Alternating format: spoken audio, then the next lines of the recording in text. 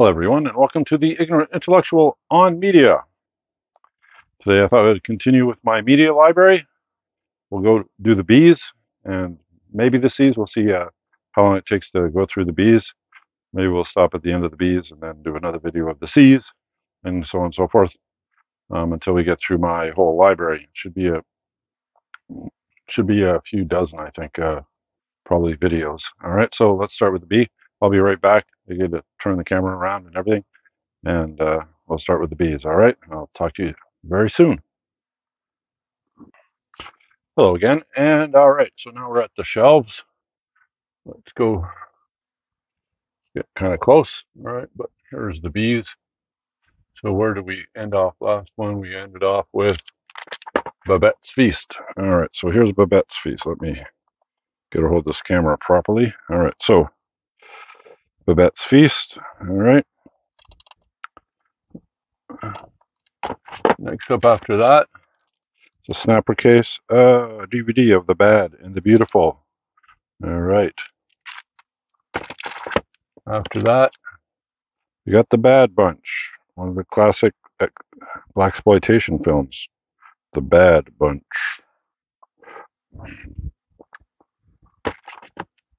And then we got Bad Boys, not the Martin Lawrence, Will Smith film, but the one with a young Sean Penn who ends up in juvenile detention. This is an extremely good film, at least I think it is. It's one of Sean Penn's best films.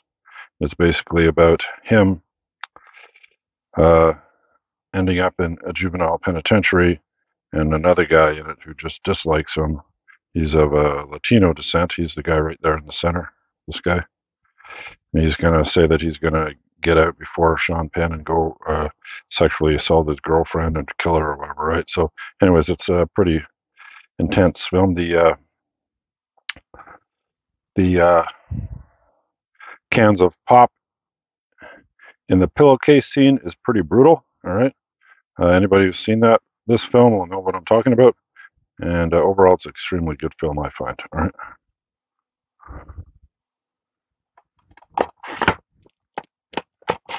Next up is Bad Lieutenant, one of Harvey Keitel's best films. All right.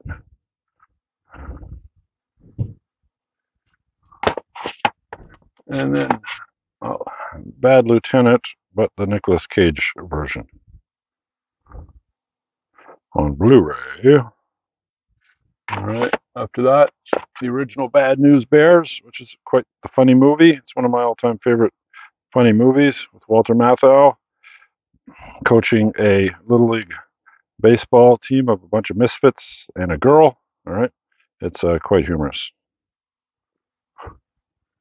So humorous, it seems that hello, Max Oliver. They made a sequel to it.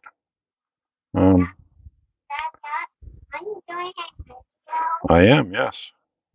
So this is the Bad News Bears breaking training. All right, so I think this is the second one. All right. All right, so next up is Bangkok Dangerous, another Nicolas Cage film. I quite enjoyed this film, although critics panned it. Most people didn't like it. I quite enjoyed it. He plays a hitman in Asia. Then you got the classic Barbarella, the one that made Jane Fonda a sex symbol. All right.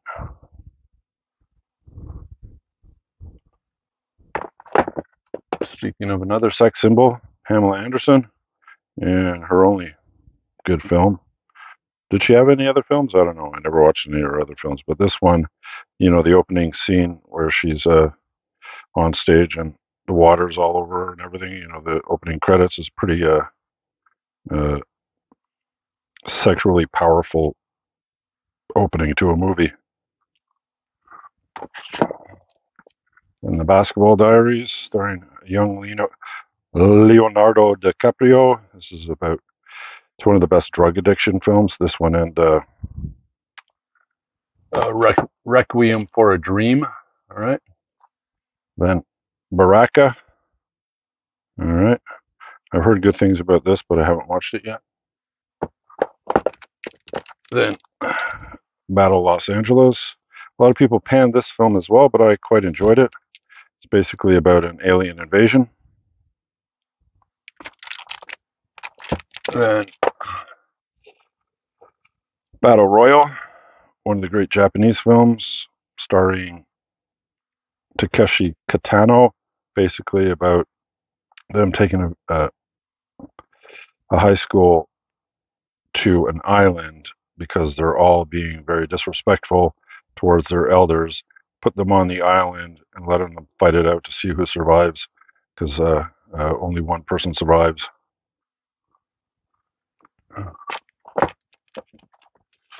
The battleships, the battleship Potemkin, the battleship Potemkin. All right, Sergei Eisenstein. This is, I think, a famous German or Russian film. I got that in I got it from a guy that I bought like 2,000 films off of. Der Batra, Mon Coeur, says out it. Another one that I got off of him. I don't know anything about this film. I've not watched it yet. Next up after that is The Bed Sitting Room from BFI, British Film Institute. You can't go wrong whenever you find something with BFI on it. You should pick it up. All right. Next after that is the Clint Eastwood film Beguiled. He ends up taking advantage of a bunch of women during the Civil War, but is he really taking advantage of them? It's quite an interesting film. And up after that is Being There, one of Peter Sellers' best films.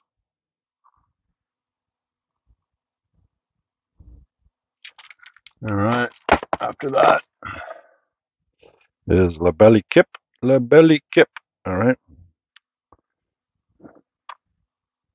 This is a film that I thought was a 4K because it was in a black, but actually I didn't have any 4Ks until I ended up, in the previous video I showed you that I got It, you know, the Stephen King movie from 2016 called It, about the clown Pennywise. I think that's the first 4K I ever bought because I don't have a 4K player or a 4K TV, so I thought this was, but this is actually a Blu-ray. And this is a very funny film, Best in Show. It pokes fun at all those people who like to have show dogs and then bring them to shows and show them off. Lots of shows in the words that I'm using. Anyways, it has Eugene Levy and Catherine O'Hara in it, right? And those two are two classic Canadian funny people. All right. It's in a DVD snapper case, so I protected it with plastic. After that is Bienvenue chez le Chittis, or Welcome to the Sticks. This is, I think, a Quebecois film, but I could be wrong. It might be from France. All right. All right. Next up after that is The Big Bounce.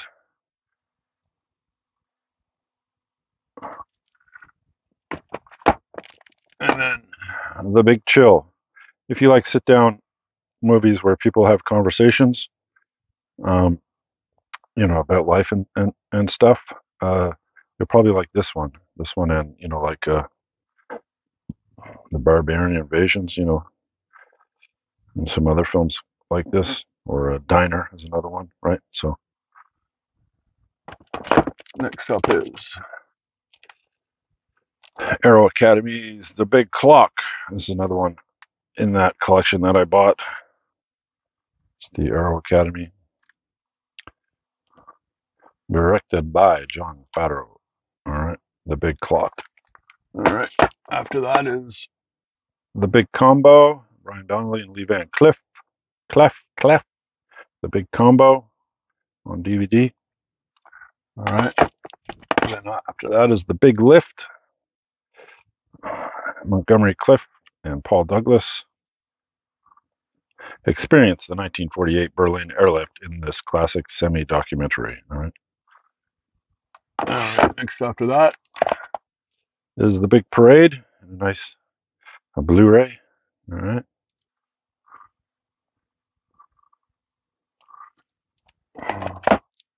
Next after that is The Big Red One of the great anti-war films, if I remember correctly.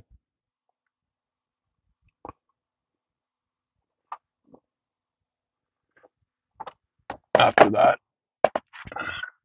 is The Big Trail, starring John Wayne. Actually, this is a Raoul Walsh film, so that probably should be in the Raoul Walsh. I think I have him as a director, but I may be wrong. I may have ran out of space for my directors, but I got a lot of Raoul Walsh films, so this was in that collection that I got off The Gentleman. There's another version of it. All right. This is the... I don't know why I have two of them. Okay, next up is Big Trouble. Why do I have this film? Well, because Barry Sonnenfeld did it. But I have a Barry Sonnenfeld collection, so this is actually misput. Bill and Ted's Excellent Adventure, one of the funniest movies from the 90s, if I remember correctly. When was this? No, 1988, from the late 80s. All right. And then the second, Bill and Ted's Bogus Journey. I actually like this one better than the other one because I found it extremely funny when they end up playing the Grim Reaper Death, a bunch of games to get out of being dead, right? They play and they beat him all the time, right? It's pretty funny. All right. Next up for that is another really funny film called Billy Elliot. It's about this boy who decides he doesn't want to play soccer or football or other manly sports and wants to become a ballet dancer. So, and it's like from a working class family. And anyways, it's funny how his parents react. Anyways.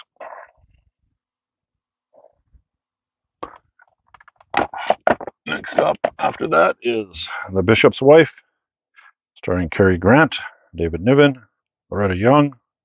All right. Another one that I got from that collection from that guy. After that is Black Angel. I think this is one of the big film noir films. All right. Another one I got off that gentleman. I got like close to 2,000 films off of him, so you're going to hear me saying that a lot, right? Have I watched every one of these 2,000 films that I got off the guy? I have not, no. All right. Next up after that is South Bronx Heroes and The Black Godfather, one of the big black exploitation. This one, I got it for this film here. The Black Godfather, one of the big black exploitation films.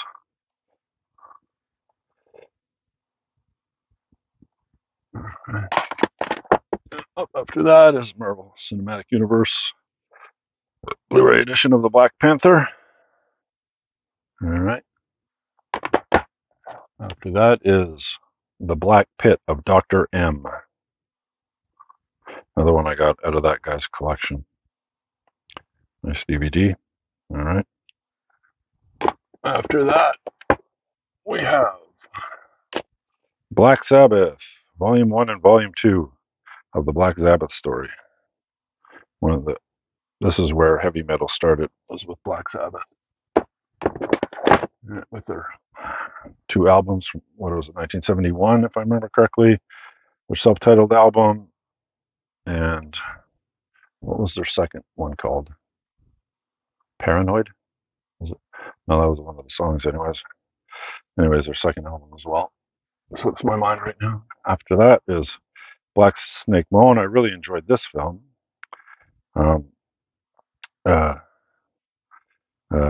Christina Ricci plays an unforgettable character in this film, all right?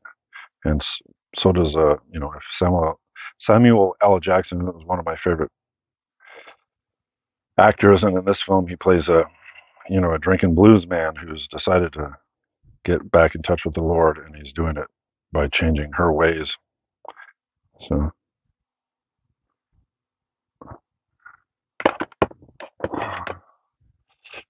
after that is the classic Black Stallion horse film.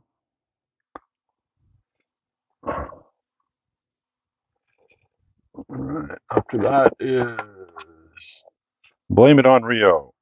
Not a very good film, but I saw this when I was growing up, and you recognize her, Demi Moore, as a teenager.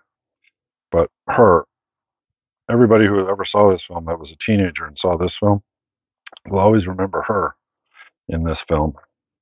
It's basically about her having a love affair with her best friend's father. That's her father, and that's Michael Caine is her father, and Michael Caine and she kind of get having an affair in Rio de Janeiro. Hence, Blame It on Rio. All right. Next up is Blood and Donuts. This is a Canadian film, a Quebecois film. It's an extremely good film, I think, and it's one of my favorite vampire films. If you've never seen it, try to find it and give it a watch, see what you think. But basically, you won't see vampires in the exact same way after watching this film. All right, and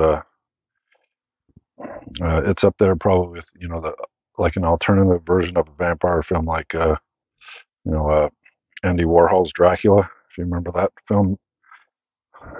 But it's not like that film. But there's I place them together because they're like a little bit out of the ordinary of the regular vampire hunting down women and sucking their blood kind of idea, right? So after that is Blood Fight, starring Bolo Yeung, right? So one of the classic Hong Kong films, front row features. All right, after that is Blood on Satan's Claw. All right. All right. After that is another Arrow Academy film called The Blue Dahlia. All right. This is one of the classic film noirs, if I remember correctly. All right.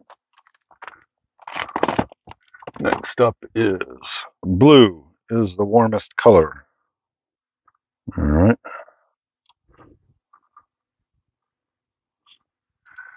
Most of these are from that guy's collection. Now, another film that I saw when I was growing up, The Blue Lagoon. I like collecting films that I watched when I was a kid, just for nostalgia purposes. Blues in the Night.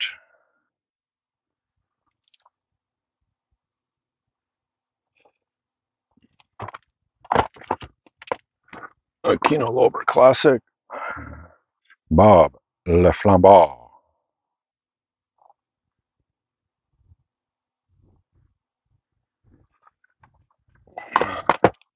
Next up is Body Heat, one of the classic neo-noirs, starring William Hurt.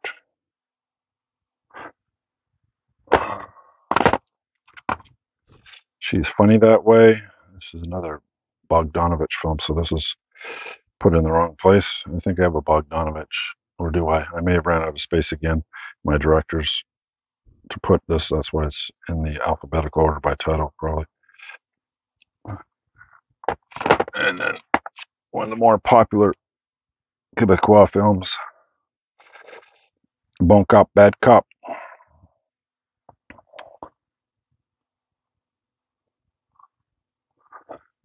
So next up is Le Bonheur, one of the classic French cinema films. All right.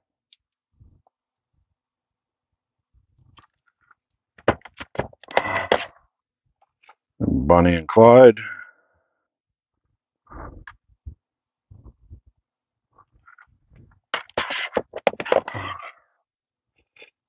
Then Border Town, Betty Davis film. These are all from the guy that I bought those 2000 films from. You love classic cinema. All right. Born in the Brothels, Into the Brothels. This is an Academy Award winning documentary about girls in India, children of prostitutes in India. If I remember correctly. I haven't seen it yet, but all right. Next up of that is The Bounty Killer. Is this a great film? No. Is it kind of an exploitation film? A bit. Does it have a girl that kicks ass? It does. So that's why I ended up getting it. Quite enjoy girls kicking ass. All right. Boy Eats Girl. This zombie loves his girlfriend for her brains. All right. Next up after that is Boys Don't Cry. This and Million Dollar Baby, but I think this one is probably Hilary Swank's best film. It's basically about transgenderism, where she is a woman, but she dresses and acts like a man, and this gets into her some serious trouble and ends up involving the law and everything else. So it's a pretty intense film if you haven't seen it before. Next up after that is The Boys from Brazil. I watched this one when I was in my teens, and I don't remember much about it. I'll have to rewatch it to refresh my memory. Next up after that is Branded. All right. Another one from that gentleman's collection. Looks like he paid $10 for it. All right. Let's move over a bit. After that is the Marlon Brando collection. All right. You got Julius Caesar, The Tea House of the August Moon, Reflections in a Golden Eye, The Formula, and Mutiny on the Bounty.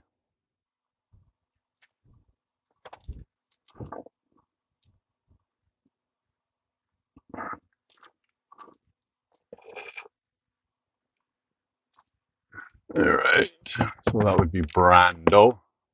Then Brainiac. The most bizarre horror movie ever. All right.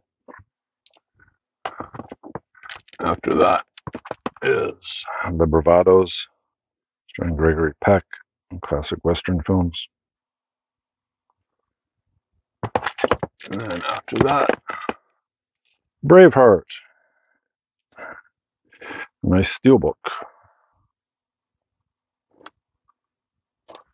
All right, that's one of the greatest films of all time. That was on DVD, and I have it on Blu-ray. After that is Breaking Away.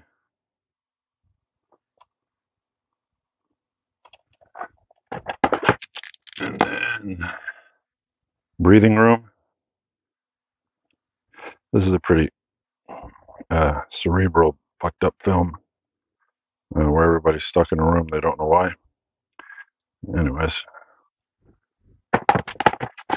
And then Brick. This is like a neo-noir as well.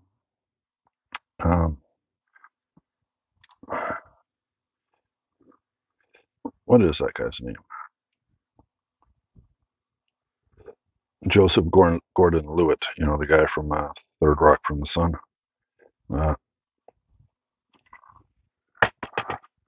That one and what was it called? The one with Robert Downey Jr.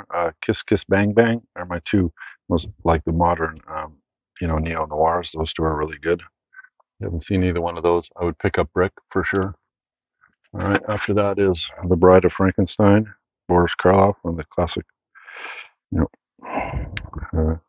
horror films. After that is British Cinema, classic films, Volume 1.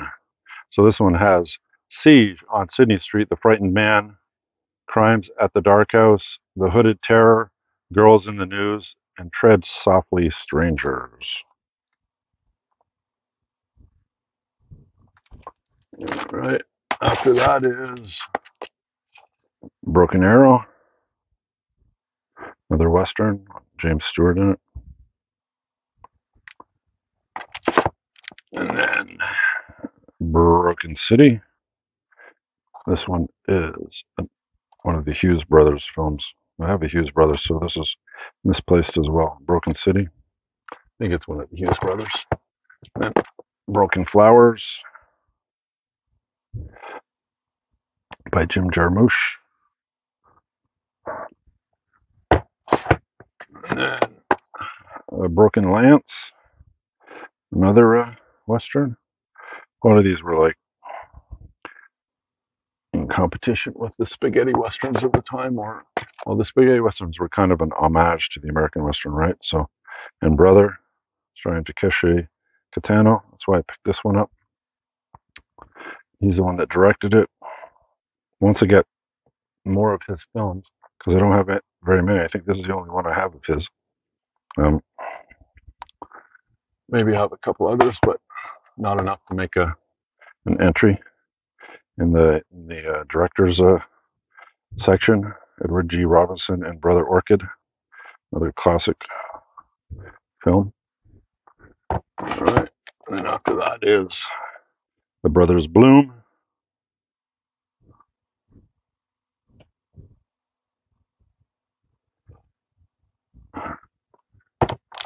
And then the Blu-ray of Brubaker, one of my favorite prison films.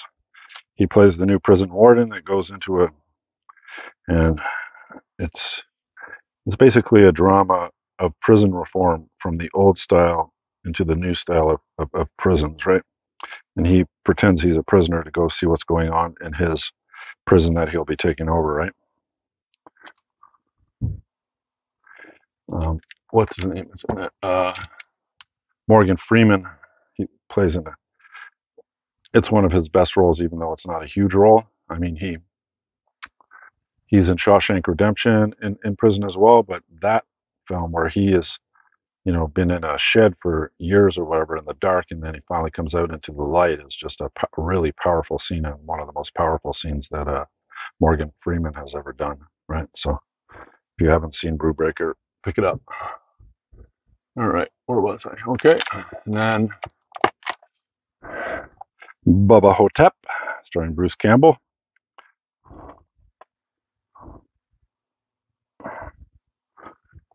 I don't have that on Blu-ray yet. And then Bull Durham, one of the great baseball movies. Out of all the different sports movies, baseball movies tend to be the best, and it's my favorite sport anyway. So whenever I see a baseball film, I'll usually pick it up.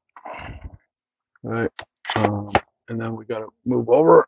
I have to go over to the other side to continue with the bees. And after that is Steve McQueen's Bullitt, one of the classic films with that. Probably a lot of people argue it's the greatest car chase scene on film. And then Bumblebee, Transformers films, Bumblebee. And this film I really enjoyed, Buried, with Ryan Reynolds. Basically, he ends up getting buried alive in a coffin, and you get a hint of it with Uma Thurman and Kill Bill, but this one is like extremely intense film if you haven't seen it. All right,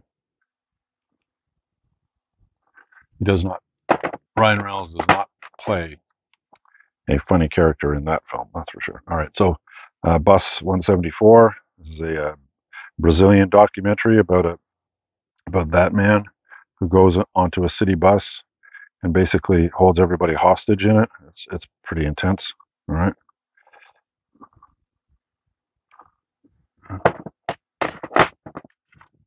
And then Cabaret, Lisa Minnelli's probably best film. All right. Looks like the guy picked it up for $2.99. We got it off that collection. All right. Up after this is The Cabin in the Woods. All right. Oh, we hit C. All right. So Cabaret and Cabin in the Woods are C's. So let's stop there. All right. So that's my B collection.